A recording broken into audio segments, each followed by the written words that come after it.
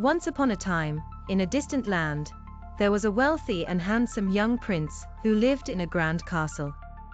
Despite his fortune, the prince was selfish, arrogant, and unkind.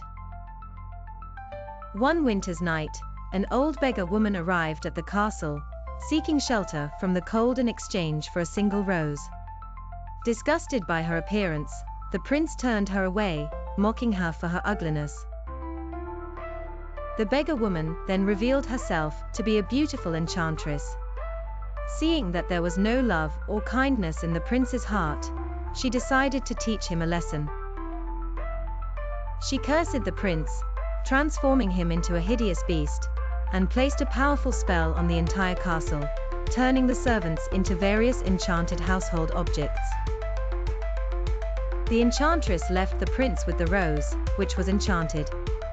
She warned him that the curse could only be broken if he learned to love another, and earn their love in return before the last petal fell.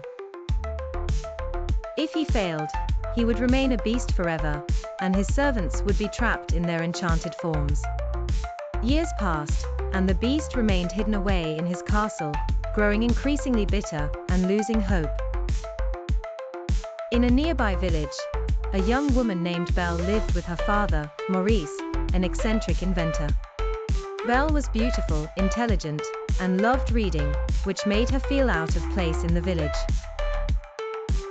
The villagers admired Belle's beauty, but found her odd, because of her love for books and her independent spirit.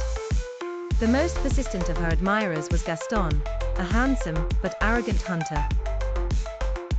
Gaston was determined to marry Belle, despite her lack of interest in him. Gaston was vain, selfish, and saw Belle as nothing more than a prize to be won.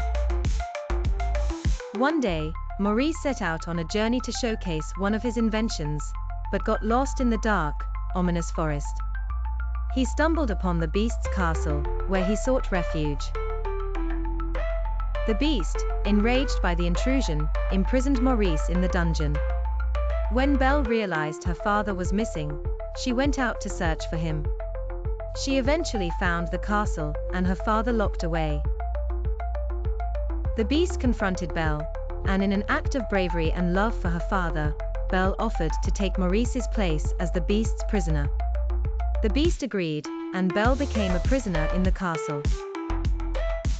Although Belle was initially frightened and repelled by the beast's appearance and harsh demeanor, she soon began to see a different side of him.